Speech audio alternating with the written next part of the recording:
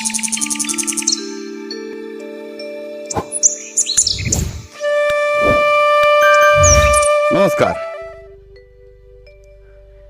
আরো আরেকবার আপনাদের সামনে একটা নতুন প্রতিবেদন আনার চেষ্টা করছি।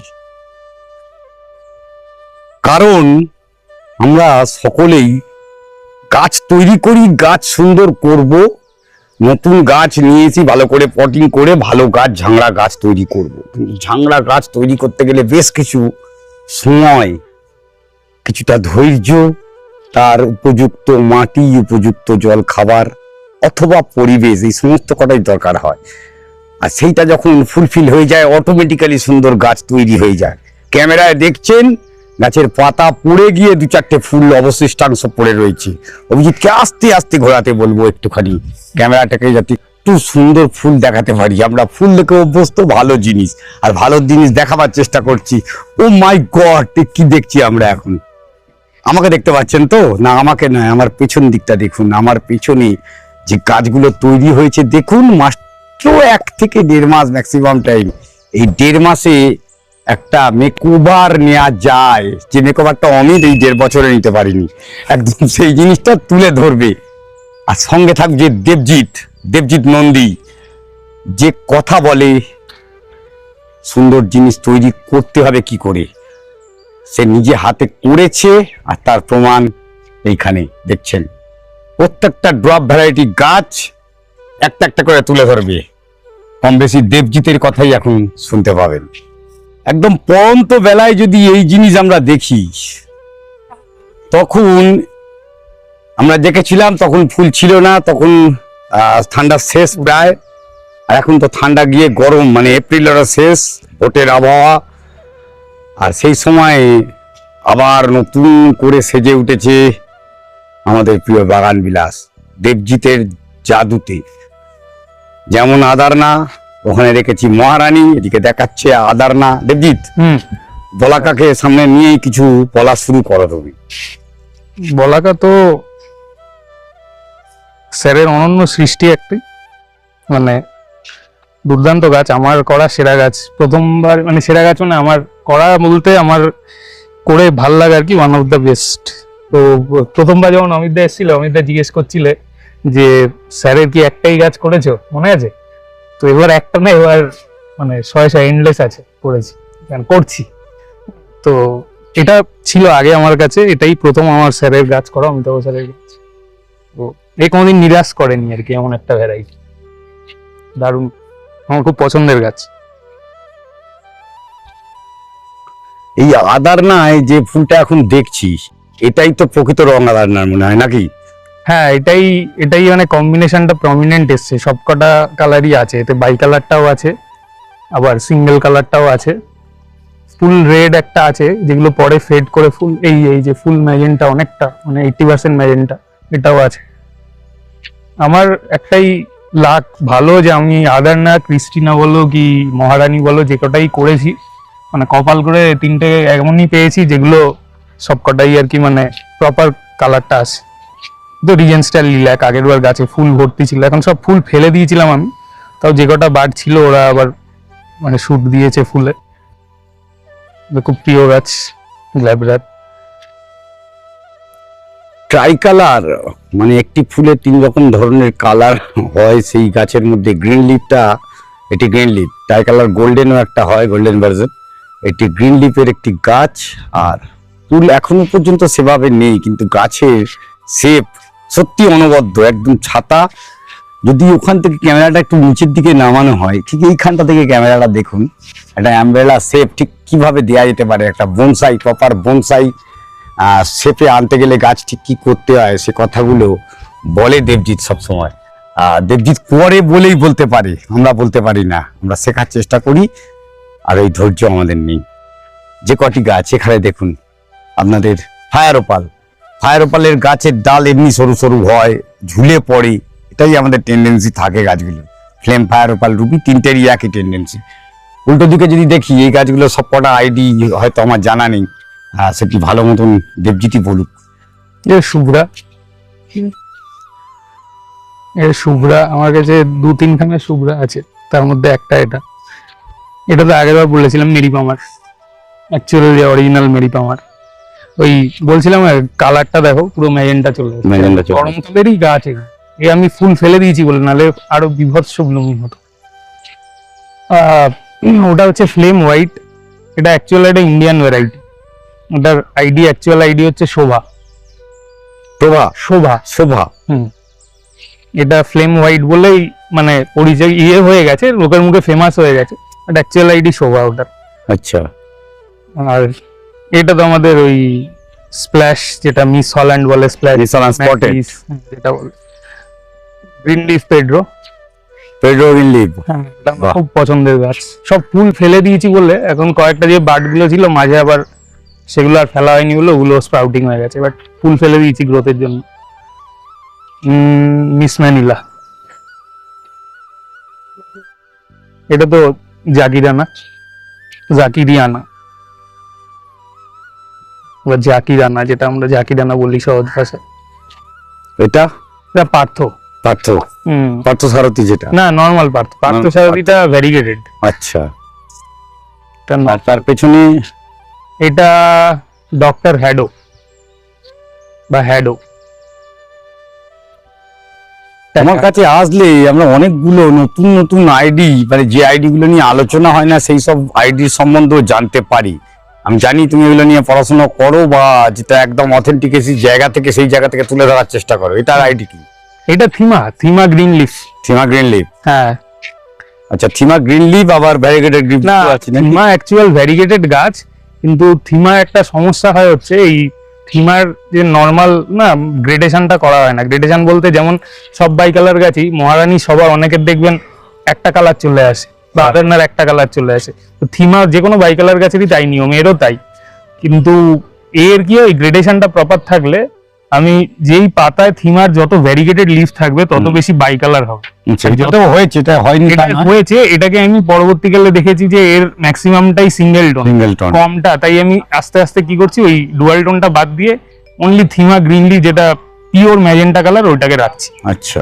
কারণ ওই রেখে অল্প সাদা রাখবো, তার থেকে বেটার পুরো সলিড কালার থাকে। এই যে এইটা, এ তো ওয়াজিদ আলী শাহ আমার এই মুহূর্তে আমার কাছে সেরা বাগানে গাছ। আর মানে আমার খুব প্রিয় গাছ, কারণ ওয়াজিদ আলী শাহকে এই শেপে আনা একটু চাপ আছে। ও পুরোপুরি চিত্রার মতো লম্বা হয়ে যায়। লম্বাই ছিল আমার কাছে, আস্তে আস্তে অনেক বছর ধরে আনতে হয়েছে, 3-3.5 বছর লেগেছে এই জায়গায়। এখন ওটাকে কেটে কুটে বেঁধে রেখে দেওয়া আছে, চলছে।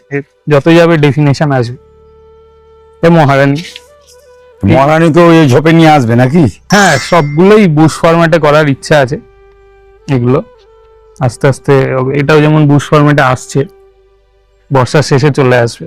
এই দেবজিতের কাছে শুধুমাত্র ছুটে আসি আপনাদের ফুল দেখাবো বলে নয়, ফুল তো আপনারা দেখতে পান, আপনাদের গাছেও কিন্তু এখন কম ফুল ফোটে না। আপনারা খুব ভালো গাছ করতে পারেন আর করেনও। কলকাতার মধ্যে যেসব বাগানি আছেন, আমাদের ভিডিও ফলো করেন বা চ্যানেলকে সাবস্ক্রাইব করে রেখেছেন, তাদের কাছে সবিনয় নিবেদন, যদি মনে হয় আমাদের টাকার প্রয়োজন আছে আপনাদের ছাদ বাগান কভার করার জন্য, অবশ্যই আমাদের ফোন করবেন। ডেসক্রিপশনে দেওয়া নাম্বারে, ভিডিওতেও নাম্বার দিয়ে দেওয়া হবে, এই ভিডিওতে নাম্বার দিয়ে দেওয়া হবে আপনাদের। এই নাম্বারে যোগাযোগ করে নিয়ে আপনারা আমাদের সঙ্গে যোগাযোগ করুন সরাসরি, যদি ছাদ বাগানে ভিডিও করাতে চান। কলকাতার মধ্যের কথা বলছি এখন, কেন গরমকাল, বিকালের দিকে গিয়ে আমরা তাহলে ভিডিও করতে পারবো যে কোনো ছুটির দিন দেখে। আর এই যে গাছ, এই যে ড্রপ নেচারে নিয়ে আসা, সেই ড্রপ নেচারে নিয়ে আসার জন্য যে পরিশ্রম বা যেটা করেছি, তার জন্য আবার সত্যি কথা হ্যাটস আপ একদম আমি একে জানাচ্ছি। একটা কথা জানতে চাইবো, গরমকালে বনভুলিয়ায় খাবার দিয়ে ফুল আনা কি ঠিক জিনিস হবে? একদমই হবে। কারণ গরমকালে ম্যাক্সিমাম যেসব গাছ আছে তারা গরমেও ফুল দেয়, শীতেও ফুল দেয়, আর ফেব্রুয়ারিতেও ফুল দেয়। অনেকগুলো সিজনে, আগের দিন যেটা বলছিলাম তোমাদের ওয়ার্কশপে, যে বোগেনভিলিয়া লং ব্লুমিং একটা প্লান্ট, ওর মাল্টিপল টাইমস ব্লুম দেবে যদি গাছ ঠিকঠাক চয়েস করা যায়। কিন্তু আমাকে বুঝতে হবে যে আমি কোন সিজনে আমি নেব।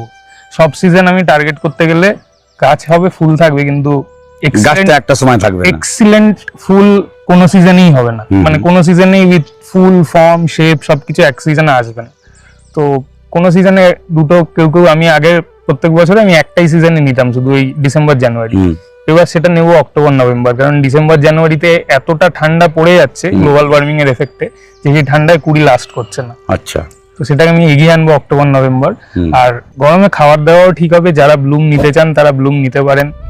আর গরমে আমি ফুল ফেলে দেবো, কিন্তু যেহেতু চলে এসছে আর তাই জন্য এবার থেকে আর যত দিন যাচ্ছে মনে হচ্ছে দুটো সিজন দেখি কি আছে। এটা তো আর আমরা কোথাও শো বা কম্পিটিশন করছি না বাড়িতে করার জন্য, দুটো সিজন নালে দেখলাম ফুল কি আছে, একটু ফর্ম কমলো নালে, ওই জন্য মাল্টিপল টাইম এখন দুবার অন্তত নেবো বছরে ফুল। তো এই যে এত সুন্দর ফুল আনা, এর জন্য কোনো হিডেন কিছু ফর্মুলা আছে না, এটা ডিসক্লোজ করা যায়? যদি তোমার অসুবিধে না থাকে বা যদি মনে হয় না তোমার মতন বা তোমার টিপস ফলো করে কেউ কেউ গাছ করছে, অলরেডি শুরু করেছে, না করুক, করবে না কেন, সেটা যদি মনে হয় না এটা আমি কেন, তুমি শো লড়ো না আমি জানি, কিন্তু শো হয় না সকলের শো কলকাতায় ওয়েস্ট বেঙ্গলে সেরকম ভাবে এখনো নেই। যাই হোক, আমরা আমাদের সবাই টিপস তো দিতে চাই না, তা তুমি এখানে কি টিপস দিতে চাও এখন বর্তমানের জন্য? এখন টিপস বলতে দেখুন, ফুল সবার কাছেই আসবে, ঠিক আছে, ফুল সবার কাছেই আসবে। এবার ফুলটাকে আসলে কার গাছটা কত সুন্দর দেখতে লাগছে এটাই হচ্ছে আসল কথা। মানে আপনি বোগেনভিলিয়া এমন একটা গাছ যদি ঠিকঠাক ভ্যারাইটি সিলেক্ট করেন, ছেড়ে রাখেন, তো ছেড়ে রাখলেও ফুল আসবে, কম খাওয়ার থাক বেশি খাওয়ার থাক, গাছটাকে টোটাল দেখতে কতটা ভালো লাগছে সেটাই হচ্ছে আসল জিনিস। তো সেইটা করতে গেলে তখনই যেটা চলে আসে হচ্ছে গাছের শেপ, গাছের ফর্ম। এবার ম্যাক্সিমাম লোকের হয়তো, যদি আমি কথার কথা বলছি, এইখানে যদি ধরুন ১,৫০০ পেটাল আছে, ১,৫০০ পেটাল কেন, আরেকজনের গাছে ধরুন ৫,০০০ পেটালও থাকবে, কিন্তু দুটো গাছ হয়তো নাও ভাল লাগতে পারে লোকের। যে বেশি ফুল আছে মানেই যে ভাল লাগবে তার কোনো মানে নেই। যে আপনার গাছটাকে যদি কম্প্যাক্ট একই জায়গায় ফুলটা থাকে, তাহলে ওটা আর কি প্রেজেন্টেবল আরো বেড়ে যায়। তো এইটাই হচ্ছে ম্যাক্সিমাম যারা ভালো বোগেনভিলিয়া করে তারা সবসময় চেষ্টা করে যে গাছটাকে শুধু ফুল না, ফুল উইথ শেপ বা স্ট্রাকচার গাছের সেইটা নিয়ে দেখে। এবার সেটা যার যত ভালো হবে তত তার গাছ দেখতে ভালো হবে। আলাদা করে যে খুব পরিচর্যা বা খুব মানে রিগোরাস কোনো খাটনি আমার মনে হয় না বোগেনভিলিয়ার 80% ভ্যারাইটিতে দরকার আছে। ভুল করার মানে ভুল করলে তখন গিয়ে দরকার আছে তার ঠিকঠাক করতে, কিন্তু প্রথম থেকে যদি ঠিকঠাক করা যায় তাহলে ওই বেকার খাটা বা ফালতু খাটনি গুলো কম হবে। তুমি একটুখানি ছোট্ট একটা কোশ্চেন, তুমি কতদিন ধরে বোগেনভিলিয়া করছো? তারপরের কোশ্চেনটা তারপরেই বুঝতে পারবে কেন করলাম এটা। আমি 2021 থেকে করছি। ব্যাস, এখানে 2021 থেকে আজকে 26, 4 থেকে 5টা বছর মোটামুটি গাছের অ্যানাটমি সম্বন্ধে তোমার একটা জ্ঞান তৈরি হয়েছে, যে কি কন্ডিশনে কি খাবার খেলে কি হতে পারে। কিন্তু বর্তমান টাইমে দেখতে গেলে যারা বোগেনভিলিয়া প্রেমী হয়ে উঠেছেন, অন্য কিছু ছিল তার থেকে আস্তে আস্তে সুইচ ওভার করে বোগেনভিলিয়া এসেছে বা গাছপালা করছেন, তাদের মধ্যে এখনো সকলে কিন্তু সেইভাবে পারদর্শী হয়নি, গাছ হয়ে মরে যাচ্ছে। এমন কিছু বলো যে জিনিসটা, যে খাবারটা দিলে এখন তাদের গাছ সার্ভাইভ করবে, ভালো গাছ হবে, বর্ষায় গাছটি সুন্দর হয়ে উঠতে পারে, মেইন টাইম বর্ষা, সেটা উপলক্ষেই আমি জানতে চাইছি। এখন একটাই কথা বলবো যে একটা গাছ ভালো গাছ হিসেবে দাঁড়াতে কিন্তু 1 বছরে হয় না। তো আমার ওখানেও অজস্র এখানে ওখানে প্রচুর চারা পড়ে আছে। আমার যদি এক্সপেকটেশন থাকে এই বছরের শেষেই এগুলো দুর্দান্ত হয়ে যাবে, সেই এক্সপেকটেশন করলে আমাকেই আশাহত হতে হবে, সেটা হবে না। তো আমার 1.5 বছর লাগবে কি 2 বছর লাগবে। আর যে ছোট করে গাছকে করতে গেলে আরো বেশি সময় লাগে, কারণ বড় করে ছাড়তে গেলে আপনার বড় জায়গা যদি থাকে অনেক তাড়াতাড়ি বড় মিডিয়া দেবেন, গাছ তাড়াতাড়ি বেশি বড় হবে, খাবার বেশি চার্জ করবেন, মানে সেফলি বেশি চার্জ করবেন। কিন্তু ছোটতে গাছ যদি করতে হয় একটা টাইমটা অন্তত 1 থেকে 1.5 বছর তো লাগবে, মিনিমাম 1.5 বছর লাগবে। তো এইখানেই হচ্ছে মুশকিল যে আমরা গাছটাকে এনে ম্যাক্সিমাম লোক কি ভাবে যে এইবারই আমি এই একটা ছবি দেখেছিলাম পেড্রোর, ওই রকম চাই, ওই করতে গিয়েই কিন্তু তাড়াহুড়ো করেন এবং তাড়াহুড়ো করতে গিয়েই ভুলগুলো হয়। তো খাবার যদি গরমে, আমি বলবো যে অনেকে বলে গরমে সর্ষের খোল দিতে না বা গরমে খোল জল দিতে না, আমি 50 ডিগ্রিতেও বা 48 ডিগ্রিতেও সর্ষের খোল দিই, ওটা কোনো ব্যাপার না। আপনি যদি রেশিও জানেন সর্ষের খোলের, যেটা আশা করি ম্যাক্সিমাম লোকই জানে, আর গাছে আপনার যদি গাছে ময়েশ্চার থাকে টবে, মানে টব একদম কাঠের মতো ড্রাই, গাছ অলরেডি ড্রুপ করছে, সেই সময় আপনি একটা উল্টো পাল্টা রেশিওতে সর্ষের খোল চার্জ করে দিলেন 50°-তে, তাহলে কিন্তু গাছের এফেক্ট হবে। পরের দিন দেখবেন গাছ আরো ঝিমিয়ে গেছে, গাছ মরেও যাচ্ছে। গাছে আপনার ময়েশ্চার লেভেল মেনটেন থাকে, গাছের প্রপার ওভারঅল হেলথ যদি গাছ যদি শক্তপোক্ত হয়ে থাকে, তাহলে আপনি গরম শীত বর্ষা ছাড়া সারা বছর খোল জল অর্গ্যানিক খাবার যা ইচ্ছে টার্গেট করে দিন, কেমিক্যাল খাবারও দিন। কেমিক্যাল খাবার ওভার ইউজ করলে একটাই সমস্যা হবে, হচ্ছে আপনার গাছ বেড়ে উঠবে, মাটি কিন্তু নষ্ট হবে। মাটিটা নষ্ট হবে। কিন্তু এখানেই আমি একটা কথা বলতে চাই যে এটা তো পট কালচার, আমরা তো আর সয়েলে অর্গ্যানিক কালচার করছি না। তো আপনার যদি মনে হয় যে আপনি কেমিক্যাল সম্বন্ধে আপনার ভালো আইডিয়া আছে, সেটা দিয়ে আপনার লাভ হবে, নিঃসন্দেহে দিন। কারণ প্রত্যেক 1-1.5 বছর অন্তর এমনি আপনার টোটাল মিডিয়াই চেঞ্জ হয়ে যাবে। সেইখানে হ্যাঁ, এই মিডিয়াটা ইকোলজিক্যালি বায়োলজিক্যালি দেখতে গেলে এই মাটিটাও তো কোথাও না কোথাও যাবে।